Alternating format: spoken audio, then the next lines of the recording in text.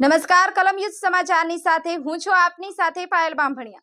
તો જોઈએ આજના મહત્વના સમાચારમાં। સુરતમાં ભાજપનો વિરોધ। રાહુલ ગાંધીનો વિરોધ, મોટી સંખ્યામાં ભાજપના કાર્યકર્તા જોડાયા। સુરત શહેર ભાજપ પ્રમુખ નિરંજન જાજમેરાની આગેવાનીમાં વિરોધ। રાહુલ ગાંધી હાય હાયના નારા લગાવ્યા। ભાજપના કોર્પોરેટર અને પદાધિકારીઓ જોડાયા।